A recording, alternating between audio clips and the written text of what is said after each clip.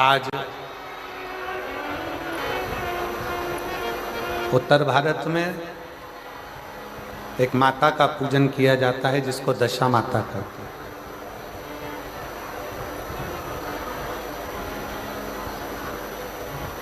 कहते हैं दशा माता दशा बदल देती है।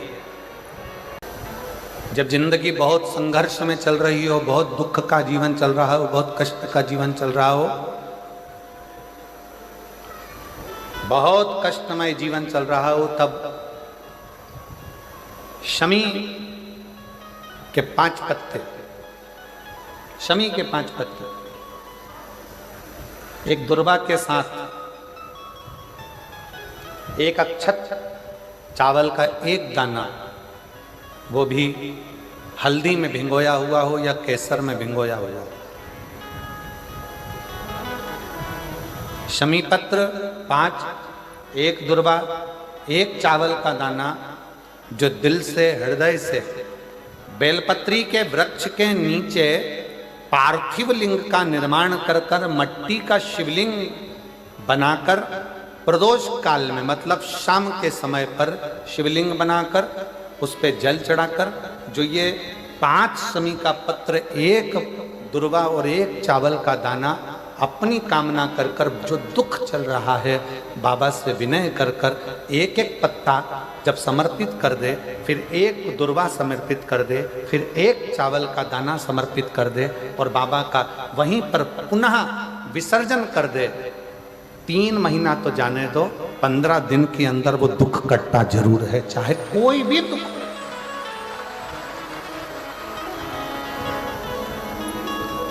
कोई भी दुख क्यों।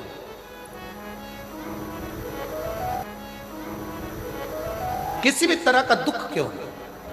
2 चीजें हैं। शिव महापुराण की कथा कहती है जैसे जैसे उम्र बढ़ती है वैसे वैसे 2 चीजें हो जाती है। एक, छोटे छोटे अक्षर दिखते नहीं हैं, और दूसरा, थोड़ा कानों से कम सुनाई देता। क्यों, किस लिए? और ये प्रसंग केवल आपका और हमारा नहीं है। ये प्रसंग केवल आपका और हमारे तक सीमित नहीं है। ये प्रसंग है स्वयं माता सती और भगवान शिव का। ये प्रसंग है माता सती और भगवान शंकर का।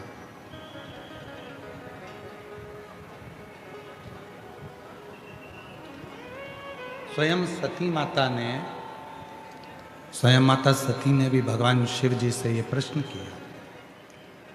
अवस्था बढ़ने पर एक नेत्र रूपी इंद्री और एक श्रवण रूपी इंद्री, ये दोनों कमजोर हो जाती है।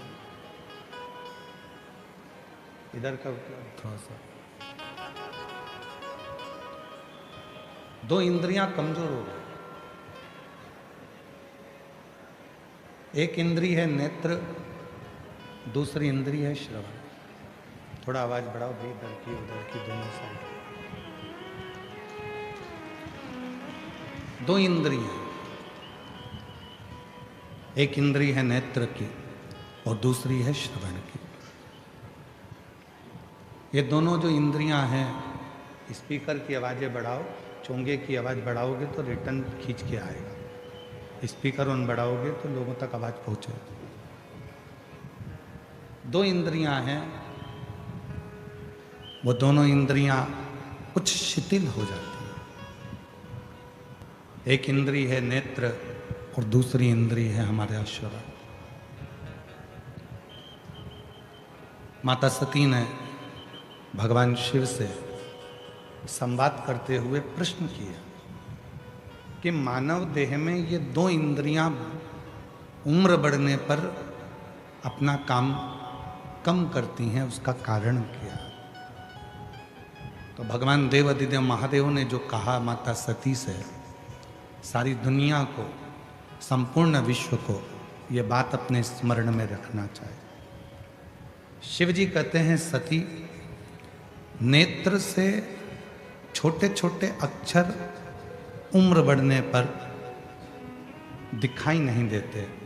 शिव कहते हैं जब बहुत उम्र तुम्हारी बढ़ने लगे तो घर में रहने वालों की छोटी छोटी गलतियों को क्षमा करना प्रारंभ कर दीजिए।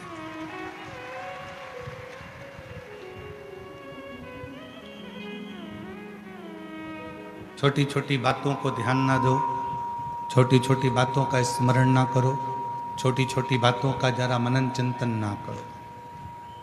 हो गया आज कोई छोटी मोटी गलती अगर हो गई है तो वो छोड़ो।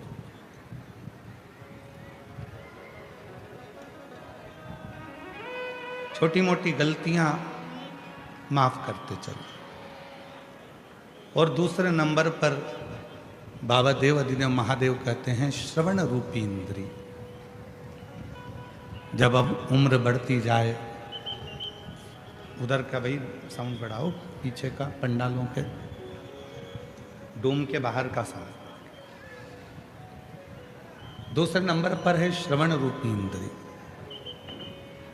और श्रवण रूपी इंद्री का वर्णन करते हुए स्वयं देवाधिदेव महादेव कहते हैं सती, जब व्यक्ति की उम्र बढ़ती जाती है तो एक श्रवण रूपी जो इंद्री है वो भी थोड़ी कम सुनती है।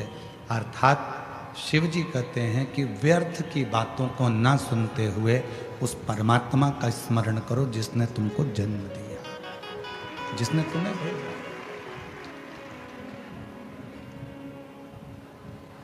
और नेत्र दिए रे तूने दाता बन के, नेत्र दिए रे तूने दाता बन के, कभी नहीं दर्श कियो दयालु मैंने अवगुण बहुत कियो। ये नेत्र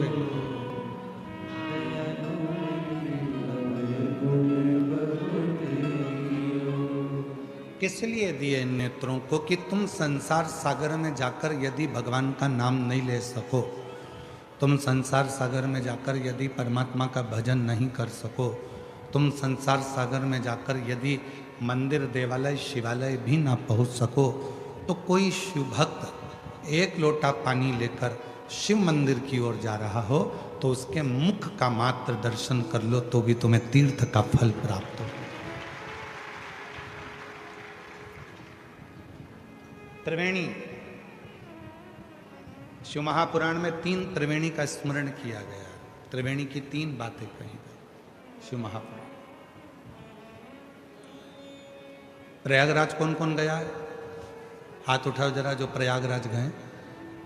3 त्रिवेणी है ना वहां पे, 3 नदियां हैं। कौन कौन सी? गंगा, यमुना, सरस्वती, त्रिवेणी। पर वेदव्यास जी ने तो शिव महापुराण की विद्येश्वर संहिता के 17 नंबर अध्याय में त्रिवेणी का वर्णन कर दिया। जब आप गीता प्रेस गोरखपुर की शिव महापुराण लेकर आओ और उस शिव महापुराण का विद्येश्वर संहिता का 17वां नंबर का अध्याय पढ़ो तो आपको त्रिवेणी का दर्शन करा रहे हैं वेदव्यास जी। कौन सी त्रिवेणी दिखा रहे हैं वेदव्यास जी? त्रिवेणी का दर्शन करा रहे हैं। तो कहा जो प्रयाग ना जा पाए, जो मायापुरी, कांचीपुरी, अवंतिकापुरी, काशीपुरी, जगन्नाथपुरी, जो अन्य पुरियों में भी ना पहुंच पाए, अगर वो इस त्रिवेणी का संगम करे तो उसको हजारों हजारों तीर्थों के फल प्राप्त हो जाते हैं। वो कौन सी त्रिवेणी है? तो कहा वो त्रिवेणी है, पहले नंबर पर है रुद्राक्ष, दूसरे नंबर पर है भस्म और तीसरे नंबर पर है मुख से भगवान का नाम, श्री शिवाय नमस्तु।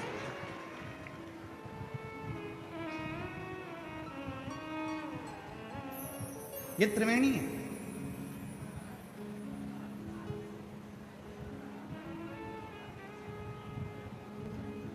गले में रुद्राक्ष पड़ा है, मस्तक पर त्रिपुंड लगा है, त्रिपुंड भी नहीं लगा तो थोड़ा सा भस्म लगी है, शिव पे चढ़ी हुई भस्म तुमने धारण करी है, भस्म रखी है। ये वाले एसी को बंद कर दो। एक गले में रुद्राक्ष, दूसरे नंबर पर भस्म,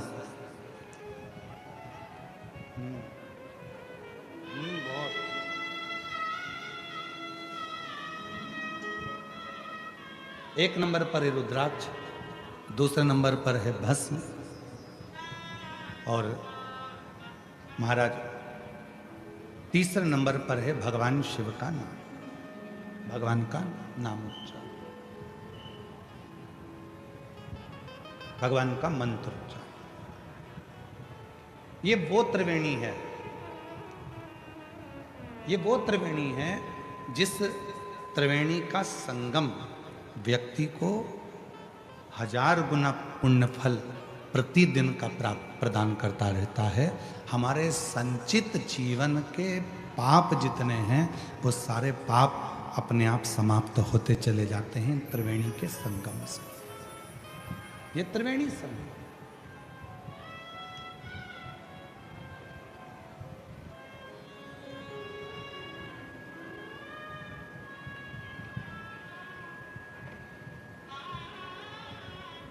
जब आप लोग,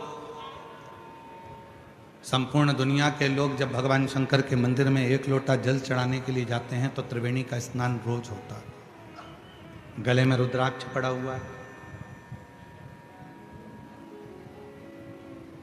मुख से शिव जी का नाम निकल रहा है, और भगवान शंकर के मंदिर में जाकर जब हम शीश झुकाते हैं, नमन करते हैं, तो वहाँ की रज, वहाँ की भस्म, वहाँ का मिट्टी हमारे मस्तक पे लग जाती है। तो त्रिवेणी का संगम रोज प्रतिदिन इस शरीर से होता है, इस प्रतिदिन हो रहा है। अब कोई कहे कि मैं प्रयाग जाकर नहीं आया, कोई कहे कि मैंने प्रयाग का स्नान नहीं करा, कोई कहे कि मैं तीर्थ नहीं गया, कोई कहे कि मैंने ना मायापुरी गया, ना कांचीपुरी गया, ना कहीं अवंतिकापुरी गया, ना मैं कहीं मथुरापुरी, ना अयोध्यापुरी गया, मैं किसी पुरी में नहीं गया। तो शिव महापुराण की कथा कहती है, अगर तुम्हारे गले में रुद्राक्ष पड़ा हुआ है और तुम शिव जी का नाम निरंतर मुख से उच्चारण कर रहे हो और शंकर पर लगी हुई थोड़ी सी भी भस्म तुम अपने मस्तक पर लगा रहे हो, तो याद रखना कि तुम्हें सारे तीर्थों का पुण्यफल अपने घरों में ही प्राप्त हो जाए। सारे तीर्थों का फल अपने घर में ही प्राप्त हो जाए। अपने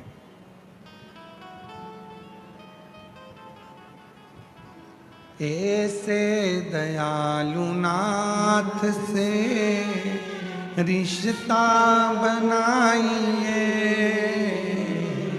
ऐसे दयालु नाथ से रिश्ता बनाइए, मिलता रहेगा आपको जो कुछ भी चाहिए, मिलता रहेगा आपको जो कुछ भी चाहिए।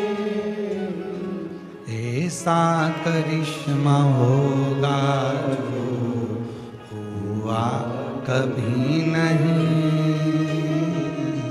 ऐसा करिश्मा होगा जो हुआ कभी नहीं। मांगा है भोलेनाथ से वरदान एक ही, मांगा है भोलेनाथ से वरदान एक ही। तेरी कृपा बनी रहे जब तक है जिंदगी,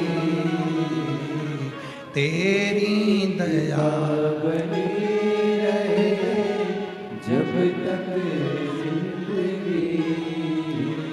मांगा है भोलेनाथ से वरदान एक मांगा है भोलेनाथ से वरदान। शिव कृपा से, भगवान शंकर की करुणा से, शिव की उदारता से प्रतिदिन त्रिवेणी का स्नान, प्रतिदिन।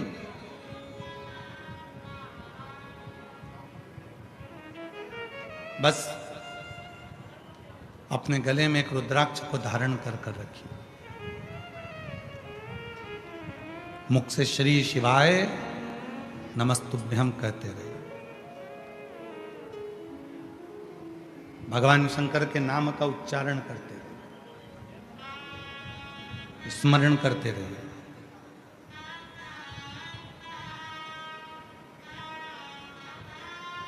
नेत्र, श्रवण, जिह्वा, शरीर की इंद्रियां, ये सब शिव को समर्पित करें। आज का व्यक्ति एक लोटा जल लेकर मंदिर जा रहा है। आज का व्यक्ति ये शरीर लेकर मंदिर जा रहा है, पर आज का व्यक्ति मन लेकर मंदिर में नहीं पहुंच पा रहा। जिस दिन एक लोटे जल के साथ में और ये शरीर के साथ में तुम्हारा दिल, तुम्हारा मन शंकर के शिवलिंग में लगना प्रारंभ हो जाए, समझ लेना तुम्हारा सारा दुख शिव को स्वीकार है। शंकर भगवान ने स्वीकार किया। तुम्हारा जीवन का सारा दुख, सारी तकलीफ, सारा कष्ट शिव ने स्वीकार कर लिया।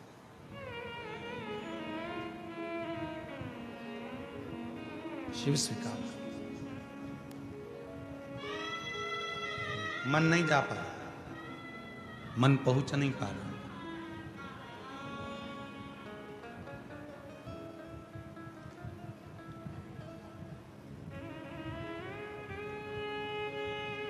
कल जब हम यहां से जा रहे थे तो हम देख रहे थे कि बहुत धूप, गर्मी, और उस धूप और गर्मी में भी लोग भगवान शंकर का गुणानुवाद श्रवण कर रहे हैं। उन्हें धूप लग रही है तो भी वो शिव की भक्ति में डूबे हुए हैं, शंकर की भक्ति में।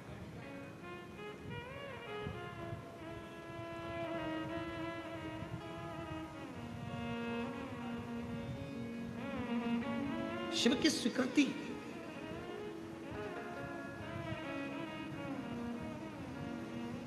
पूरा जीवन अपन ने केवल एक ही काम करा, इस शरीर को शमशान के लिए तैयार किया। संसार के जितने लोग हैं सब एक ही काम कर रहे हैं, इस शरीर को शमशान के लिए तैयार कर रहे हैं। बादाम खाई, आवाज नहीं आ रही है? ये पंडाल में आवाज नहीं है।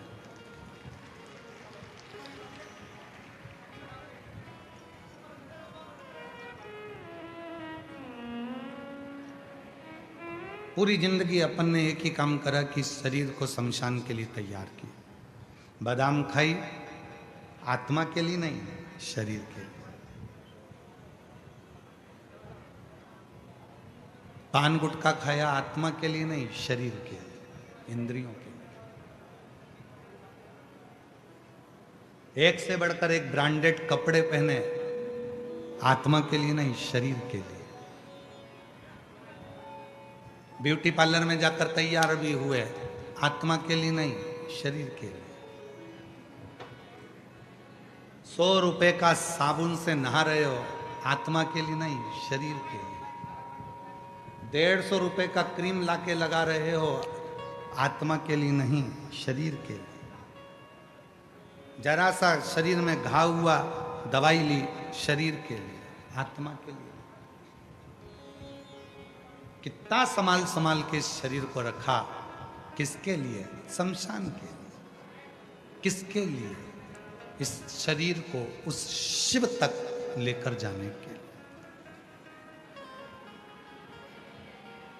नहीं आ रही? आ गई? आवाज नहीं आ रही है? इस शरीर को शमशान तक ले जाने के लिए बहुत कुछ किया। एक निवेदन इस व्यासपीठ से करूं संपूर्ण जगत को, संपूर्ण शिव के श्रोताओं को, भगवान शंकर के भक्तों को, कि शरीर को शमशान तक ले जाने के लिए बहुत प्रयास किया। बादाम खिलाई, काजू खिलाया, भोजन कराया, चाउमीन, बर्गर, पिज़्ज़ा, बड़ा पाव, रोटी, सब्जी सब खिलाया। इस शरीर को खूब मजबूत बनाया। आखिरी में ये शरीर शमशान तक गया। निवेदन है, शरीर शमशान तक जाए उससे पहले इस आत्मा को परमात्मा तक भेजने का प्रयास करें। आत्मा परमात्मा तक जाए, और जिस दिन ये आत्मा परमात्मा तक जाने का प्रयास करेगी, उस दिन शरीर तुम्हारा कैसा भी हो, शिव उसको स्वीकार कर ले। आवाज नहीं जा रही है भाई, आप लोगों को बोल दिया 2 बार 3 बार उधर पीछे, आवाज बढ़ाइए। शरीर कैसा, शिव शरीर नहीं देख रहे हैं, शिव आत्मा, तुम्हारा चित्त, तुम्हारा मन, तुम्हारे विचार, तुम्हारी सोच देख रहे हैं। शिव जी ने जब माता पार्वती को अपनी अर्धांगिनी बनाने का निर्णय लिया था, तब पार्वती बहुत सुंदर नहीं दिख रही थी। थोड़ा ध्यान देना कथा पर, पार्वती जी सुंदर नहीं दिख रही थी। एक लड़का लड़की को देखने के लिए जाता है तो लड़की सबसे पहले तैयार होकर आती है, फिर लड़के के सामने जाती है, ससुराल वालों के सामने जाती है, क्योंकि उसको शादी पक्की कराना। पर पूरी दुनिया का पहला संबंध था, पूरी दुनिया की पहली शादी थी, जिसमें शंकर भगवान पार्वती जी को जब पहली बार पसंद करने के लिए जा रहे हैं, तब पार्वती कोई पार्लर में नहीं गई है, कोई श्रृंगार नहीं किया है। पार्वती जी सूखे पत्ते खाती खाती खाती खाती, तप करती करती पूरा शरीर काला पड़ गया था। हड्डी हड्डी नजर आ रही थी, मांस तो दिख ही नहीं रहा था। शरीर का पूरा शिथिल हो गया था, पूरा शरीर काला पड़ गया था। माँ पार्वती का नाम अर्पणा हो गया था, और अर्पणा मतलब पूरा शरीर सूखे हुए पत्ते की तरह हो गया, पूरा शरीर सूखा पत्ता।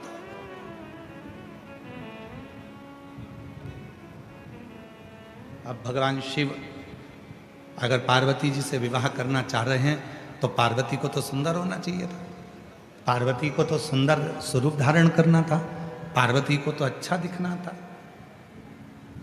पर पार्वती जी सुंदर नहीं दिख रही हैं, पार्वती जी सूखे पत्ते की तरह अर्पणा हो गई। अर्पणा, और यही शिव है। शंकर भगवान तुम्हारी सुंदरता नहीं देखते, शंकर भगवान तुम्हारा स्वरूप नहीं देखते, शंकर भगवान तुम्हारा कपड़ा नहीं देखते, शंकर भगवान तुम्हारे आभूषण नहीं देखते। शंकर भगवान तो जैसे पार्वती बेहोश होकर सूखे पत्ते की तरह अर्पणा होकर पार्वती जी जमीन पर पड़ी थी, बेहोशी में पड़ी थी, और उस समय पर शंकर भगवान ने पार्वती को पसंद किया।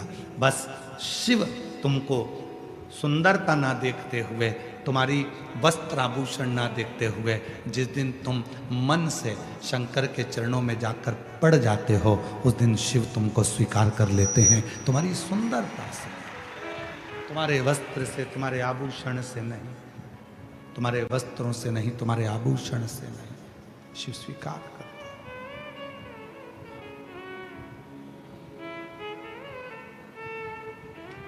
वो तुम्हारे वस्त्र या आभूषण से सुख नहीं पा रहा है।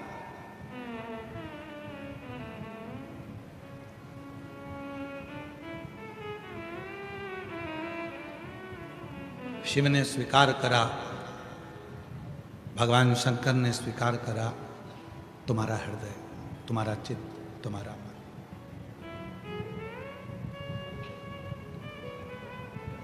कितना बड़ा मंदिर बनाना चाहिए भगवान को रखने के लिए?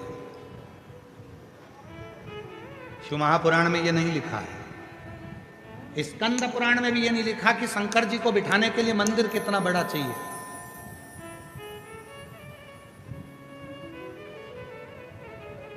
घर में कितना बड़ा मंदिर बनाना चाहिए यह भी शिव पुराण में नहीं लिखा। शिव जी को बिठाने के लिए मंदिर कितना बड़ा होना चाहिए यह शिव पुराण में नहीं लिखा।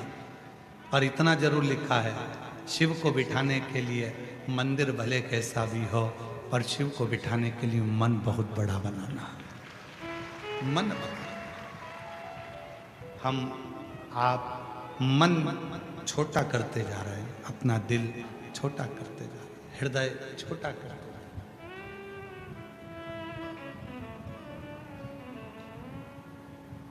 और तेरी पूजन को भगवान बना मन मंदिर आलीशान।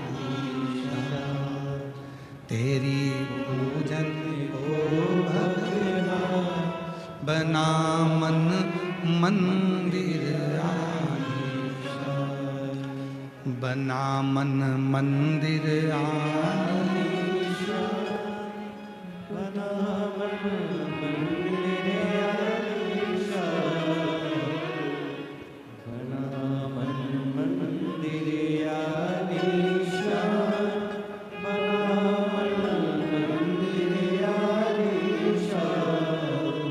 तोड़ने का काम नहीं करते, जोड़ने का काम करते। जोड़, अब वो आधारित है आपके विश्वास पर।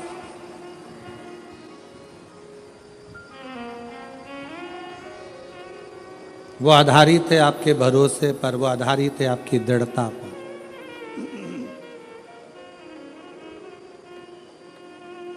जो जैसी भावना लाया वो वैसा ही फल पाया। नहीं खाली उसे लौटाया, वो मन ही मन हर्षाया।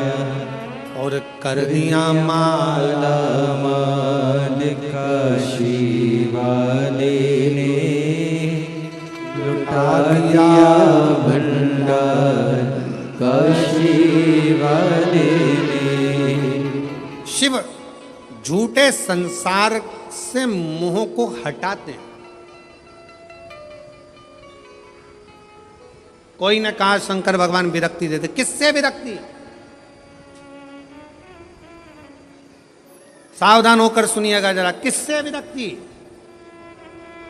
शंकर भगवान आपको किससे दूर करेंगे? जो आपका अहित चाहता, जो दिखने में तो आपके करीब में होगा, जो दिखने में तो आपके नजदीक में होगा, दिखने में तो आपसे प्रेम स्नेह की वाणी बोलेगा, बात करेगा, पर अंदर ही अंदर वो आपसे ईर्ष्या कर रहा होगा। ऐसे ईर्ष्या करने वाले से मेरा शिव तुम्हें दूर करता चले जाता। आजा दूर। ऐसा ही फल पाया जो जैसी भावना लाया, वो वैसा ही फल पाया।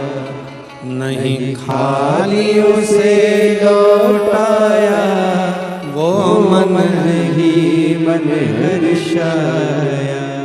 आप जितना जितना कोई कहे शंकर विरक्ति, किससे विरक्त कर देते हैं, किससे दूर कर देते हैं? तो कहा जो आपके लिए घातक है, जो आपके लिए दुखदाई है, जो आपके लिए कष्टप्रद है, शिव उसको दूर कर देते हैं।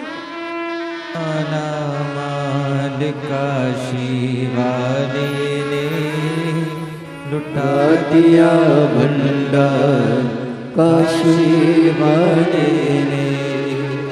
कर दिया माला मान काशी वाले ने। कर दिया माला मान काशी वाले ने। शिव की आराधना आपको सुख दे, सुख।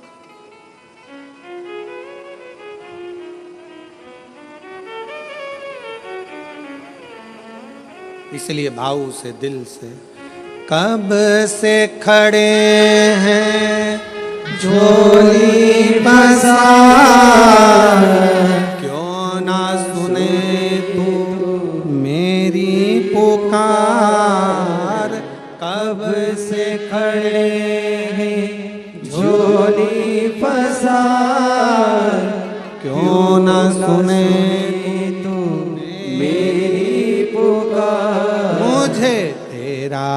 सहारा है।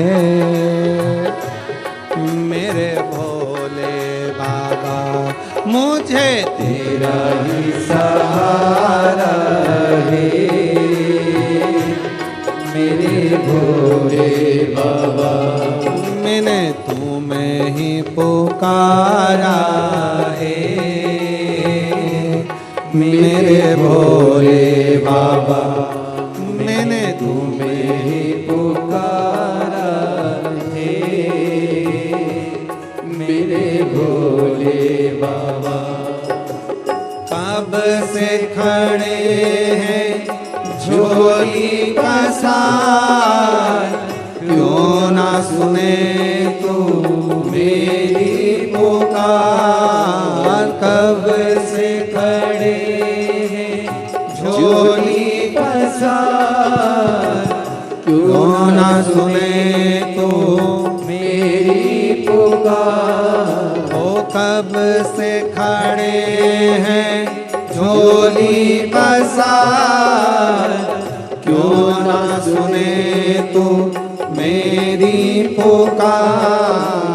कब से खड़े हैं झोली पसार, प्रेशर खोलो, प्रेशर गाने वालों का भी, इसका भी। मेरी पुकार। मुझे तेरा ही सहारा है। मेरे भोले बाबा मुझे तेरा ही सहारा है। मेरे भोले बाबा। दोनों हाथों से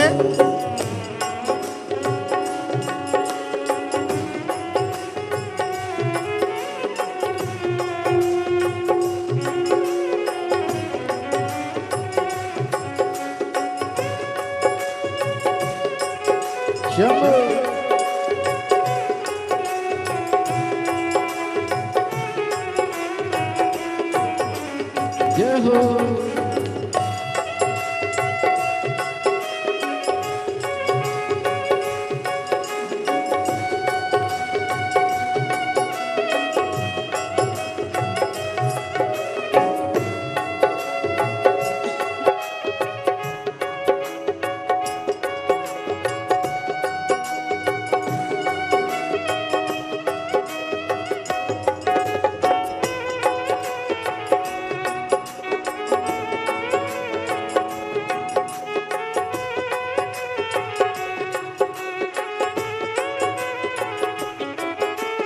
देख लो लगी है आज मंदिर में ये भीड़ भारी।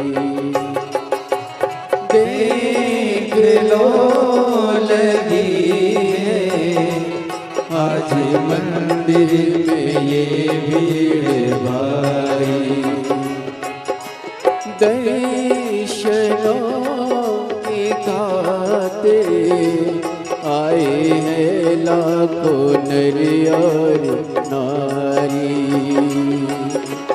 दर्शनों के खाते आए हैं लाखों नर और नारी। आ जाए भोले बाबा आ जाए भोले बाबा। दिलों ने पुकारा है मेरे भोले बाबा। दिलों ने पुकारा है मेरे भोले बाबा।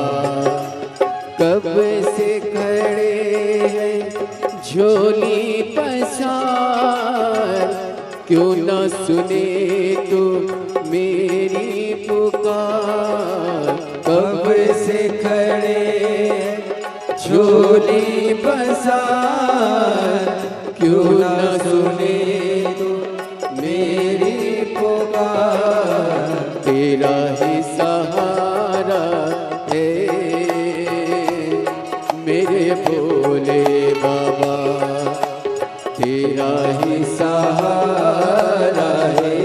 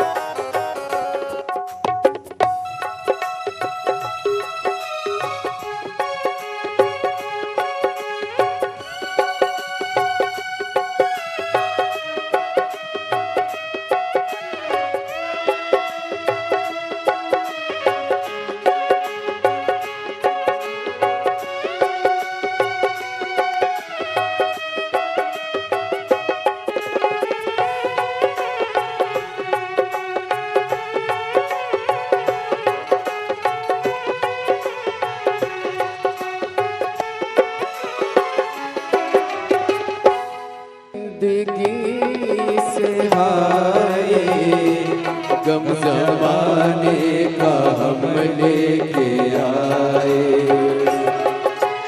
जिंदगी से हारे गम जमाने का हम लेके आए। तू बता जहाँ में लोग अपने हुए क्यों पराए। तू बता जहाँ में लोग अपने हुए क्यों पराए।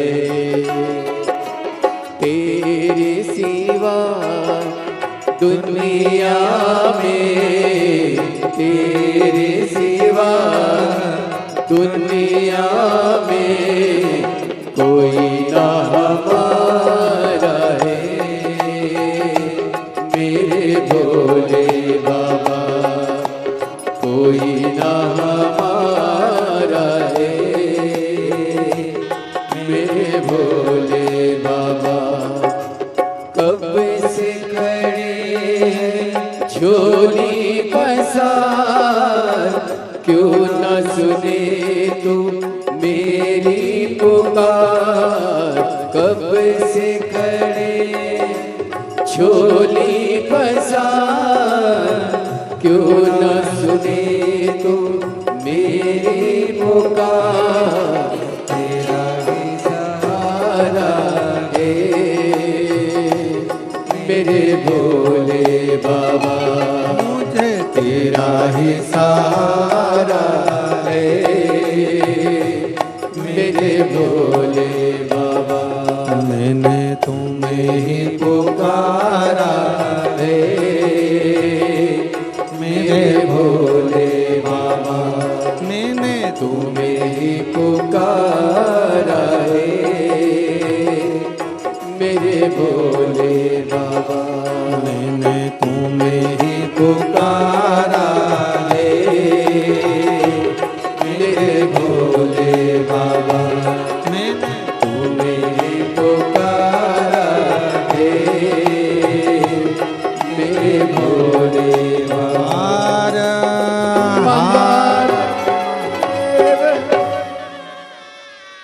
अपने स्थान पर बैठकर भगवान देवाधिदेव महादेव से अपने हृदय की बात दिल से बाबा को प्रार्थना करिए, निवेदन करिए, विनय करिए।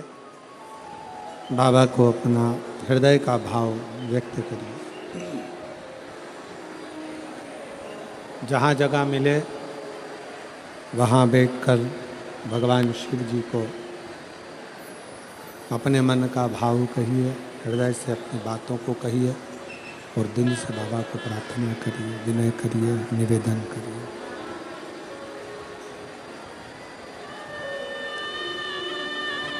सब लोग साथ में बोलेंगे, साथ में प्रार्थना करेंगे, साथ में विनय करेंगे, साथ में निवेदन करेंगे। बाबा को विनती करें, साथ में विनय।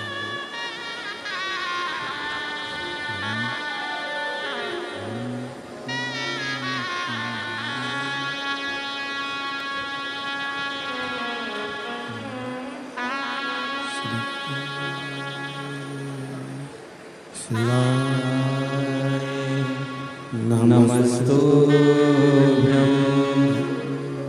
श्री शिवाय। नमस्तुभ्यं श्री शिवाय। नमस्तुभ्यं श्री शिवाय। नमस्तुभ्यं श्री शिवाय। नमस्तुभ्यं भोला सब दुख काटो मारा। ओम भोला सब दुख काटो मारा। शंकर जप तेरी माला, भोले बाबा जपो तेरी माला, भोला सब दुख काटो मारा। ओ भोला सब दुख काटो मारा। देश है मंगल मंगलकारी, देश है मंगल मंगलकारी। शमशान वासी हमारा, शमशान वासी हमारा। ओ भोला सब दुख काटो मारा। ओ भोला सब दुख काटो मारा।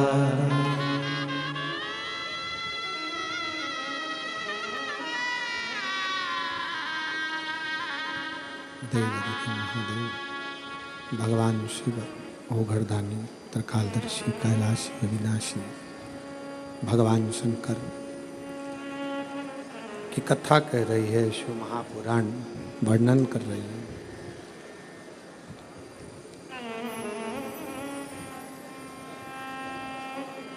शिव अपने नज़दीक में जो गलत लोग रहते हैं उनको मेरा शंकर भगवान दूर करते चले जाता है।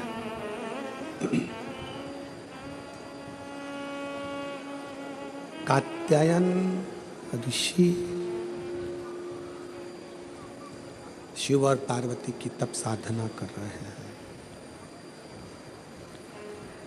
स्कंद पुराण का नागरखंड कहता है, स्कंद पुराण का नागरखंड कह रहा है शंकर पार्वती की तप साधना स्वयं कात्यायन ऋषि कर रहे हैं। और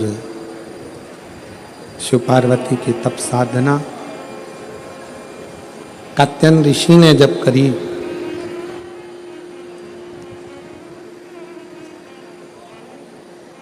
माता पार्वती और भगवान शंकर दोनों ने कात्यायन ऋषि को दर्शन दिया।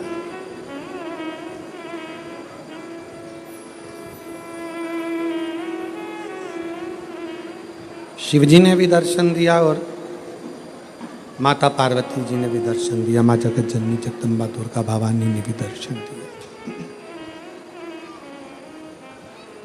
दोनों ने दर्शन दिया। पूछा क्या चाहिए तुमको, क्या दिया जाए, क्या प्रदान किया जाए, बोलो क्या देती हो। कात्यायन ऋषि सबसे पहला वचन कात्यायन ऋषि ने भगवान शंकर और पार्वती जी से कहा कि मेरा ये जन्म और मरण का प्रपंच छूट जाए। स्कंद पुराण का नागरखंड रिटर्न की आवाज क्लियर करो और थोड़ा प्रेशर अंदर का बढ़ाओ। नागरखंड स्कंद पुराण का कहता है, नागरखंड वर्णन करता है स्कंद पुराण का कि कात्यायन ऋषि ने भगवान शिव जी से केवल जन्म और मरण का ये जो प्रपंच है इससे छूटना चाहा। इससे मुक्ति कैसे मिले, इस जन्म और मरण के प्रपंच से हम छूट कैसे जाए, जन्म और मरण के इस प्रपंच से हमारा छुटकारा कैसे हो, इससे छूटे कैसे। तो कहा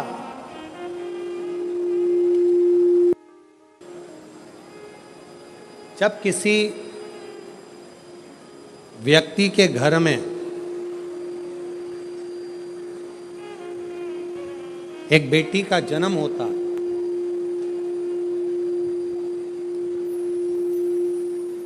और बेटी की किलकारी बेटी के पाँव की खनक, बेटी के किलकारी पाँव की खनक, बेटी के चरण जब किसी के घर के अंदर आते हैं और यदि शिव कृपा से, भगवान की करुणा से, भगवान की दया से माता पिता उस बेटी की परवरिश कर कर उसका कन्यादान अगर कर देते हैं तो उस माता पिता का भी अगला जन्म नहीं होता, वो इस जन्म और मृत्यु के प्रपंच से छूट जाए। अब इससे सरल क्या हो सकता है, जरा विचार करिएगा जरा। बहुत सावधानी से इस कथा का स्मरण करिएगा, बहुत ध्यान से सुनिएगा कि बड़े बड़े तपस्वी तप करने जा रहे हैं, साधना वाले साधना करने जा रहे हैं, उपासना वाले उपासना करने जा रहे हैं, व्रत वालों ने व्रत रखा, साधना वालों ने साधना करी, तपस्या वालों ने तपस्या करी, और कंदराओं में बैठकर कोई संत बन गया, कोई साधु बन गया, कोई तपस्वी बन गया, कोई साधक बन गया, कोई उपासक बन गया। किस लिए? कि हम जन्म और मरण के प्रपंच से छूट जाएं। पर शंकर भगवान ने माता पार्वती की साक्षी में कात्यायन ऋषि से कहा कि जब किसी गृहस्थी के घर में एक बेटी का जन्म होता है और उस बेटी की परवरिश जब माता पिता करते हैं, बेटी के किलकारी जिसके घर में गूंजती है और बेटी के चरण जिसके घर में पड़ते हैं, और बेटी का जब कन्यादान होता है तब माता पिता फिर कोई जन्म नहीं लेते, वो माता पिता परमात्मा की शरणागति का सुख भोगते।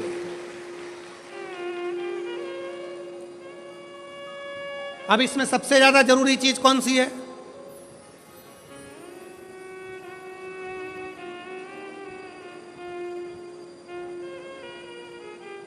एक बहुत ध्यान देने वाला विषय है, थोड़ा ध्यान दीजिएगा। दक्ष प्रजापति के घर में 60 कन्याओं का जन्म हुआ। उसके बाद दक्ष प्रजापति भगवान से कह रहे हैं, देवी जी से कह रहे हैं, मां मेरे घर में एक लड़की और देना, एक बेटी और चाहिए मुझे। मां जगत जननी दुर्गा कहती है कि तेरे घर में बेटी कहां से आएगी, मैं खुद तेरे घर में बेटी बनकर जन्म लूंगी। सती आई। दक्ष प्रजापति ने शंकर जी का अपमान करा, दक्ष प्रजापति ने देवताओं का अपमान करा, दक्ष प्रजापति ने अपशब्द कहे, दक्ष प्रजापति ने गाली दी, दक्ष प्रजापति ने ताना दिया, दक्ष प्रजापति ने आड़ा टेढ़ा बहुत सारी बातें कही। अब दक्ष प्रजापति को तो नरक जाना था, दक्ष प्रजापति को तो नरक भोगना था। पर दक्ष प्रजापति के घर में बेटियों का जन्म हुआ था, दक्ष प्रजापति ने बेटियों का कन्यादान किया था। इसलिए शंकर भगवान का अपमान करने के बाद भी दक्ष प्रजापति नरक नहीं भोगा है। दक्ष प्रजापति मरण, शीश कटने के बाद बकरे का मुख लग गया और बकरे का मुख लगने के बाद भी स्वर्ग भोगा है, वो दक्ष प्रजापति है, क्योंकि बेटी का जन्म ही प्रबल है।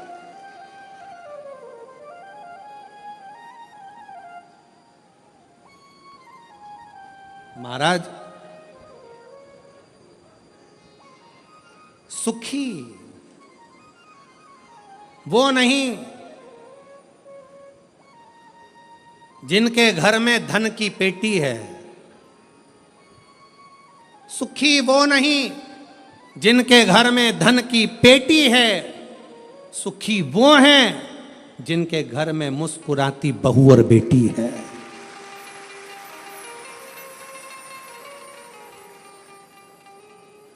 जिनके घर की बहुओं के चेहरे पर प्रसन्नता हो, जिनके घर की बेटियों के चेहरे पर मुस्कुराहट हो, समझ लेना कि उस घर में भले धन ना हो पर वो शंकर की कृपा उसके घर में सदा बनी हुई है, सदा।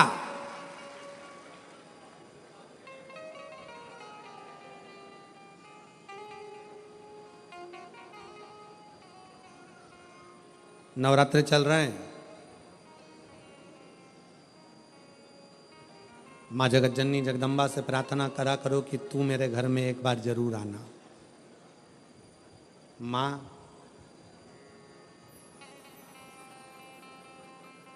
प्रत्येक घर के अंदर एक बेटी का जन्म जरूर होना चाहिए। माँ और बाप को दूसरा जन्म नहीं लेना पड़ेगा, वो भगवान शंकर के धाम में खूब आनंद के साथ कैलाश पर बैकुंठ में स्वर्ग के सिंहासन पर बैठेगा। स्वर्ग सिंहासन मैं माननीय विधायक महोदय श्री राजेश दादा पांडवी जी को जब पहले दिन की कथा में पांडवी जी आए, बेटी उनके साथ में थी, पूजन कर रही थी बेटी भी, देखकर मुझे बहुत खुशी हुई। बहुत ऐसा लग रहा था जैसे शंकर भगवान अशोक सुंदरी के साथ बैठकर आराधना कर रहे हों, शिव की स्तुति कर रहे हैं। मैं पांडवी जी को इसका लिए धन्यवाद देता हूं। साधुता साधु प्रसन्न हुई।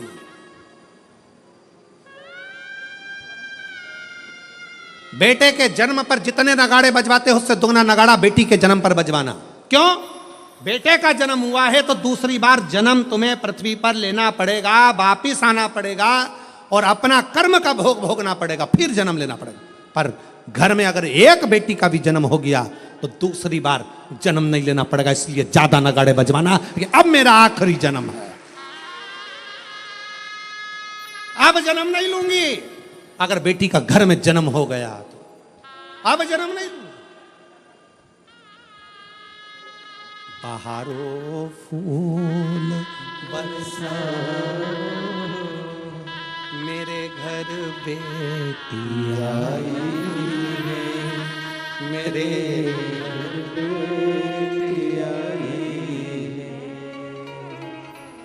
फिर से जन्म नहीं पाऊं, मेरे घर बेटी आई है, मेरे घर बेटी आई है। हिमालय राज के घर में जब पार्वती जी का जन्म हुआ, कहते हैं दुनिया के यहाँ पर जन्मदिन की पार्टी एक दिन की होती हो, दुनिया के यहाँ जन्मदिन की पार्टी 2 दिन की होती हो, 2 महीने की होती हो, 4 महीने की होती हो, हर साल जन्मदिन पे होती हो।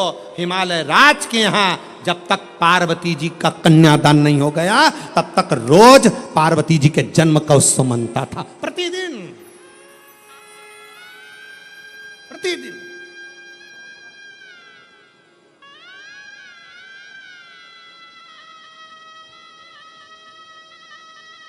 पार्वती जी के जन्म का उत्सव रोज मनता था हिमालय राज के घर, रोज।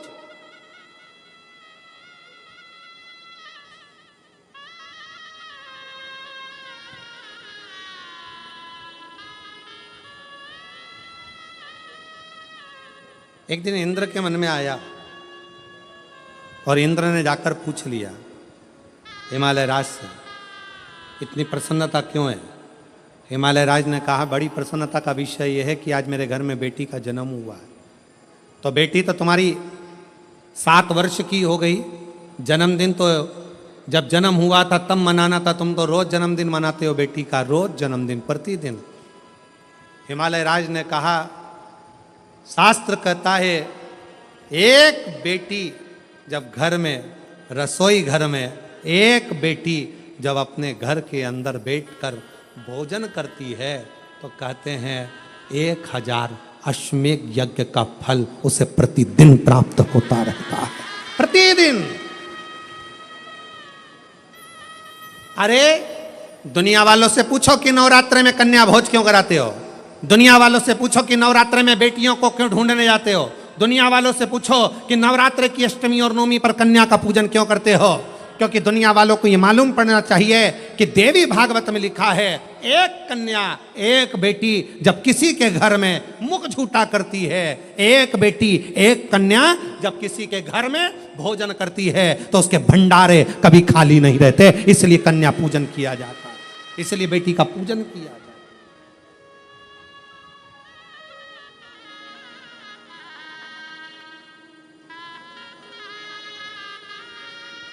और आज के ज़माने में लोग मंदिर में जाकर भगवान से कहते हैं, भगवान, ओ भगवान, हमारे घर में एक बेटा दे दो, एक बेटा। और बाजू में खड़ी हुई लक्ष्मी जी नारायण जी से बाजू में खसक के बोलती है, कितना मूर्ख है, बेटा मांग रहा है और रोज मंदिर में आकर कहती लक्ष्मी दे दो। और बहू को चाहिए क्या? जम के बोलो बेटा। और रोज मांगती क्या है? बोलो लक्ष्मी। तो एक काम कर, बेटा दे दो, लक्ष्मी मत देना। लक्ष्मी मत देना। अब अपन भी देखें कि बेटे से काम चल जाए क्या। और मालूम पड़े बेटा हो गया 32 साल का, माँ के पूरे बाल सफेद उड़ गए, सफेद। उनसे पूछो काय का टेंशन? इसको कोई लक्ष्मी नहीं मिल रही है, इसकी शादी कर, इसको कोई मिल रही, इसकी शादी कर। लक्ष्मी जी से कहा आप जाओ ना, इसके घर में शादी करना है बेटे की कोई लक्ष्मी। तो इसने मांगा ही था कि मेरे को बेटा दे दो, बेटा दे दो। लक्ष्मी नहीं मांगी थी, बेटा मांगा था। तो कोई तो इसके घर में शादी करेगा। तो कहाँ करेगी, आएगी।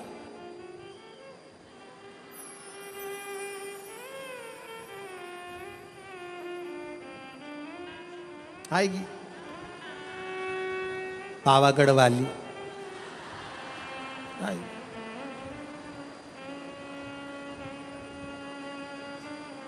तुलजा आई, इसके घर में आई,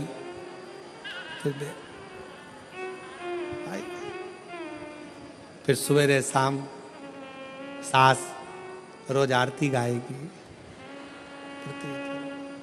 अम्बे तू है जगदम्बे काली, जे दुर्गे सहादा वाली, तेरे ही गुण गाए भारती।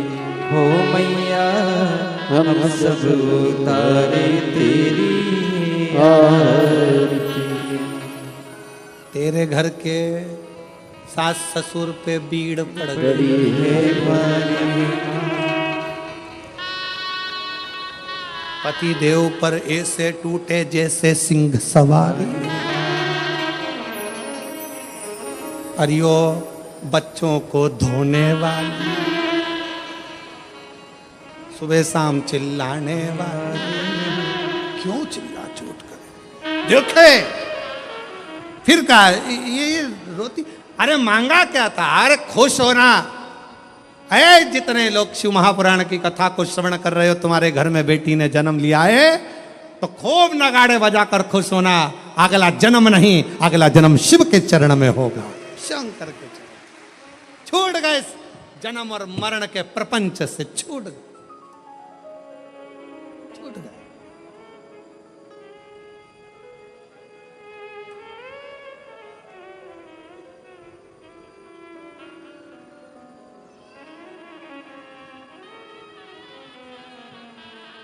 छूट गए, जन्म और मरण के प्रपंच से छुटकारा मिल गया। बेटी बेटी बेटी।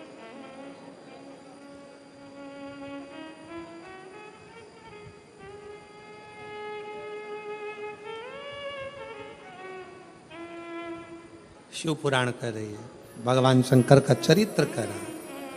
कात्यायन ऋषि ने पूछा कि मुझे जन्म मरण के प्रपंच से छूटना है, क्या करा जाए? शंकर भगवान ने कहा तुम्हारे घर में अगर बेटी का जन्म होगा, तुम जन्म और मृत्यु के प्रपंच से छूट जाओगे। स्कंद पुराण का नागर खंड कहता है कात्यायन ऋषि ने मां पार्वती जी से कहा अब कुछ भी हो, मेरे घर में अगर बेटी का जन्म हो तो निवेदन है मां दुर्गा, हे मां आद्यशक्ति, हे मां भवानी, हे मां पार्वती, आप मेरे घर में बेटी के रूप में जन्म लो। और कात्यायन ऋषि के घर में मां कात्यायनी के रूप में जन्म हो गया। कात्यायनी, बोल कात्यायनी माता की। कात्यायन ऋषि के यहाँ कात्यायनी माता का जन्म हो गया, कात्यायनी माता का प्रागट्य हो गया, कात्यायनी माता की स्मरणता, कात्यायनी माता का भजन, कात्यायनी माता की कीर्ति। कात्यायनी माता बाल्य अवस्था से ही भगवान शिव की आराधना में लीन रहती है। कात्यायन ऋषि उनको देखते हैं, देखते।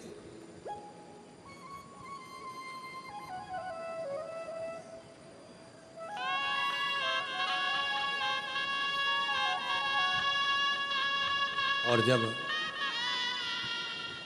कहते हैं महिषासुर का वध करने वाली भी वही कात्यायनी है, वही का।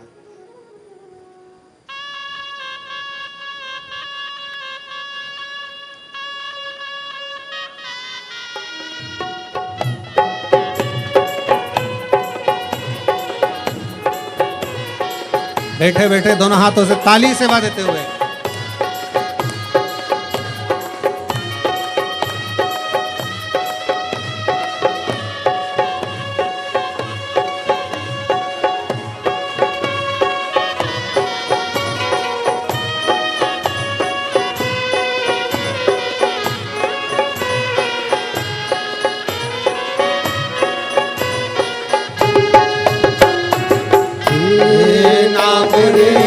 सबसे बड़ा तेरा नाम शिरोमणि ऊंचे निरोमणि बिगड़े बना दे काम नाम रे नाम रे सबसे बड़ा तेरा नाम ओ शिरोमणि दोनों हाथों से निरोमणि बिगड़े बना दे मेरे काम नाम रे।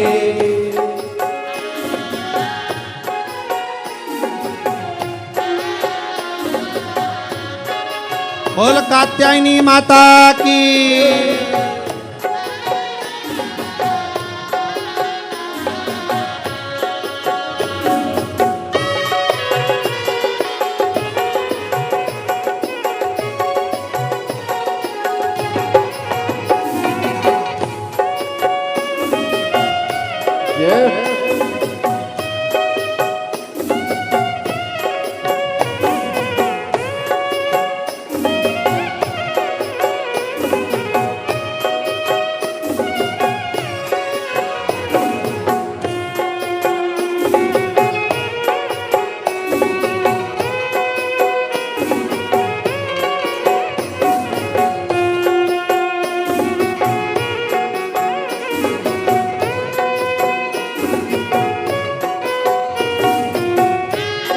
कटने पले ऐसी घड़ी है विपदा आने पड़ी है तू ही दिखावे रास्ता ये दुनिया रास्ता रोके खड़ी मेरा जीवन बना एक संग्राम ओ शेरों वाली ऊंचे डेरों वाली बिगड़े बना दे काम नाम रे हे नाम रे सबसे बड़ा तेरा नाम ओ शिरों वाली ऊंचे डेरों वाली बिगड़े बना दे मेरे काम नाम रे।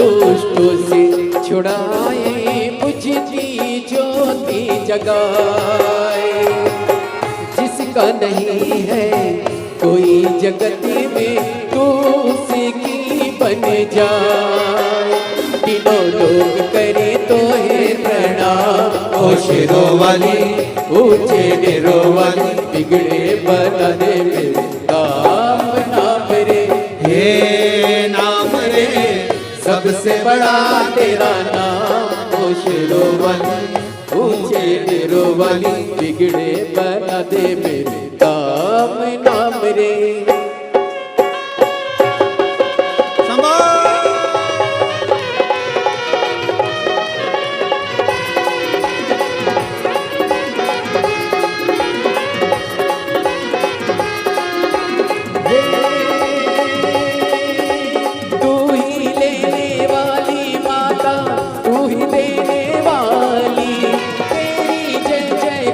करूं मैं भर झोली खाली काम सफल हो मेरा दे ऐसा वरदान, तेरे बल से हो जाए निर्बल भी बलवान माँ, निर्बल भी बलवान। बीच भंवर में डोल रही है, पार लगा दे नैया। जय जगदम्बे अष्ट भवानी, अम्बे गौरी मैया माँ, अम्बे गौरी मैया माँ, अम्बे गौरी मैया। हे नाम सबसे बड़ा तेरा नाम, ओ शेरवाली पूछे देववाली, बिगड़े बना देवे काम नाम रे। हे नाम रे सबसे बड़ा तेरा नाम, ओ शेरों वाली पूछे देववाली, बिगड़े बना देवे काम नाम रे। हार हार बोल कात्यायनी माता की। अपने स्थान पर बैठकर भगवान शिव जी से अपने मन का भाव बड़े आनंद के साथ हृदय से दिल से प्रार्थना करिए। जहाँ जगह मिले वहाँ बैठकर बाबा को अपने मन का भाव हृदय से प्रार्थना।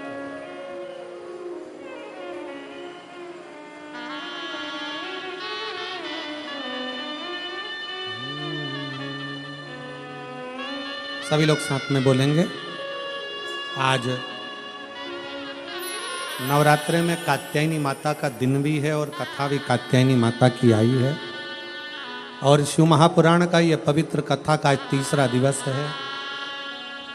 2 दिवसीय कथा हो रही है। कल कथा का 4th दिवस, मतलब कल क्या रहेगी कथा की? जम के बोले जरा, शिवरात्रि। और परसों की कथा सुबह 8 बजे से 11 बजे तक हो जाएगी। कथा विराम होने के लिए परसों का दिन सुबह 11 बजे विराम की ओर चलेंगे। ये कथा 1 तारीख से 5 तारीख तक रही है।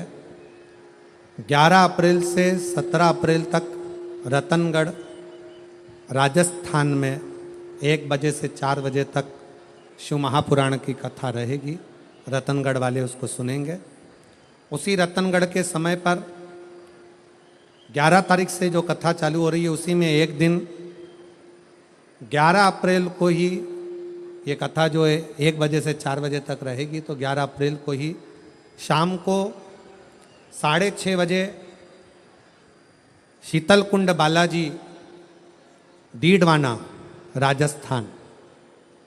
डीडवाना राजस्थान वालों को मैं बधाई दूंगा कि एक दिन परम पूज्य 1008 संत श्री विष्णु प्रपन्नाचार्य जी महाराज के आशीर्वाद से आपको 1 घंटे की शिव चर्चा डीडवाना वालों को करने के लिए राजस्थान में 11 तारीख को शाम को 6:30 बजे से 7:30 बजे तक शिव चर्चा करने का मौका डीडवाना राजस्थान वालों को एक दिन का 11 अप्रैल का प्राप्त हुआ है।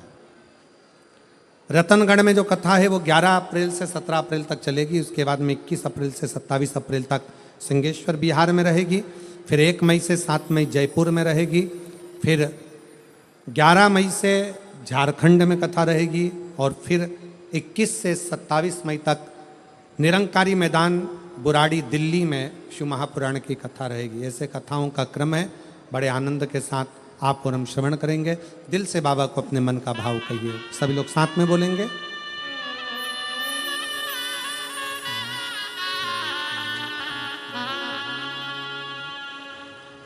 श्री शिवाय नमस्तु। श्री शिवाय नमस्तु। श्री नमस्तु। श्री शिवाय नमस्तु। श्री शिवाय नमस्तु। भोला सब दुख काटो ओ भोला सब दुख काटो। शिव शंकर जय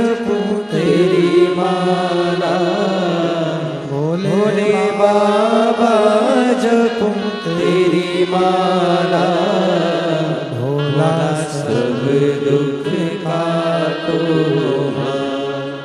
ओ भोला सब दुख काटो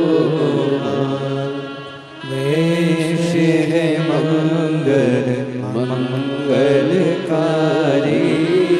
वेश है मंगल मंगलकारी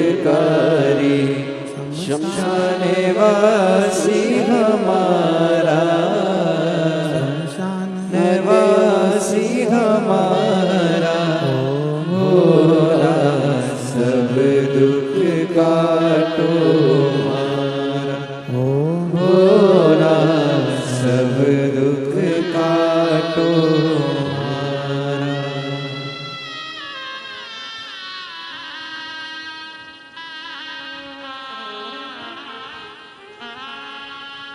बाबा देवादिदेव महादेव भगवान शिव घड़दानी प्रकालदर्शी कैलाशी अविनाशी भगवान शंकर त्रिपुंडधारी त्रिलोकी के नाथ कात्यायन ऋषि को मां पार्वती कात्यायनी बनकर प्रकट हुई।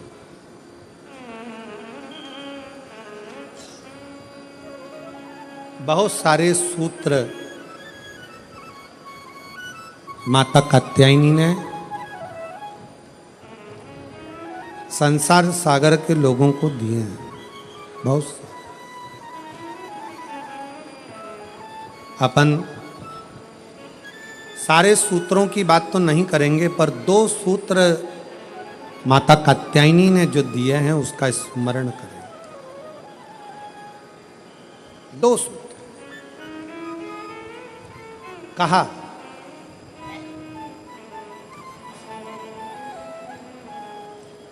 माता कात्यायनी ने कहा कात्यायन बाबा से, पिताजी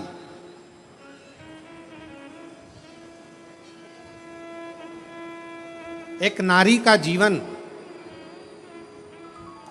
पूर्ण संघर्ष का जीवन होता है, पूर्ण समर्पण का जीवन होता है। पर एक नारी ही ऐसी होती है जो अपने पूरे कुल को संसार सागर से पार उतार सकती है। पर वही नारी यदि परिवार में रहकर अगर भेद करती है तो स्वतः स्वयं अपने आप को भी डुबो लेती है और स्वयं कुल को भी डुबो लेती है।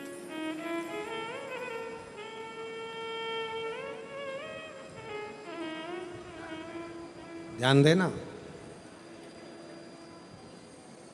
तुम्हारे घर में अगर 4 बहुएं हैं, 5 बहुएं हैं, 3 बहुएं हैं, 2 बहुएं हैं, 6 बहुएं हैं, सास का सबसे बड़ा कर्तव्य होना चाहिए कि इन बहुओं में कोई भेद नहीं होना चाहिए।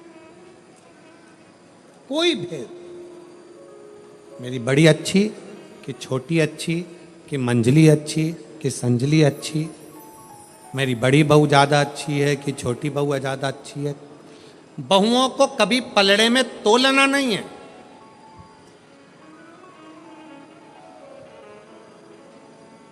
जिस घर की सास बहुओं को पलड़े में तोल लेती है कि मेरी ये अच्छी है कि ये बुरी है, कि ये अच्छी कि वो बुरी, उस सास का बुढ़ापा आखिरी में रोते रोते निकलता है।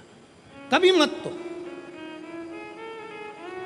4 बहुएं चारों अच्छी हैं, 3 बहुएं तीनों अच्छी हैं, 5 बहू पांचों अच्छी हैं, 2 बहू दोनों अच्छी, कभी ना तो आपकी दृष्टि में रखो। मेरी बड़ी बहू मुझे सम्मान दे रही है, छोटी बहू सम्मान दे रही है, मंजली बहू सम्मान दे रही है, आपकी दृष्टि में हो। पर जनमानस के सामने ये बात कभी ना आए, किसी रिश्तेदार के सामने ये बात ना आए कि मेरी बड़ी अच्छी की छोटी अच्छी, कि बड़ी बुरी की छोटी बुरी, की कौन कैसा, ये भेद कभी मां के मन में ना। और दूसरा सूत्र मां कात्यायनी का अपने अंदर उतारिएगा। दूसरा सूत्र भी बड़ा प्रबल है। मां कात्यायनी अपने पिता कात्यायन जी से कहती हैं, पिताजी एक लड़की अपने दो कुल को तारती है, एक मायके का, दूसरा ससुराल का। पर एक लड़की के लिए सबसे बड़ी जरूरत की उसकी बुद्धि में, ये चित्त में होना चाहिए कि जितना चिंता वो अपने मायके की करती है, उससे 1.5 गुनी ज्यादा चिंता उसको अपने ससुराल की भी होना चाहिए। जितनी चिंता वो अपने ससुराल की करे उतनी मायके की करे, मायके की और ससुराल की करे। पर मायके से विवाह होने के बाद 1.5 चिंता ससुराल की। मां कात्यायनी कात्यायन ऋषि से कहती हैं, पिताजी जब एक लड़की, उसका जीवन कोरा है, उसकी चित्तवृत्ति कोरी है, कभी वो अपनी सास से नहीं मिली, कभी वो अपने ससुर से नहीं मिली, कभी अपने पति से नहीं मिली, कभी अपने देवर जेठ से नहीं मिली, उसका जीवन कोरा रहता है। कात्यायन ऋषि से कात्यायनी जी कर रही हैं, उसका जीवन कोरा है। उस कोरे जीवन में उस कन्या को, उस स्त्री को, उस नारी को चाहिए कि पिता से जितना स्नेह हो उससे 1.5 स्नेह उसके ससुर से हो, भाई से जितना स्नेह हो उससे 1.5 स्नेह उसके देवर और जेठ से हो, जितना स्नेह अपनी सगी बहन से है उससे 1.5 स्नेह देवरानी और जिठानी से हो, और जितना स्नेह मेरे अपने मायके से है उससे 1.5 स्नेह अपने ससुराल से हो। उसकी चित्त वृत्ति।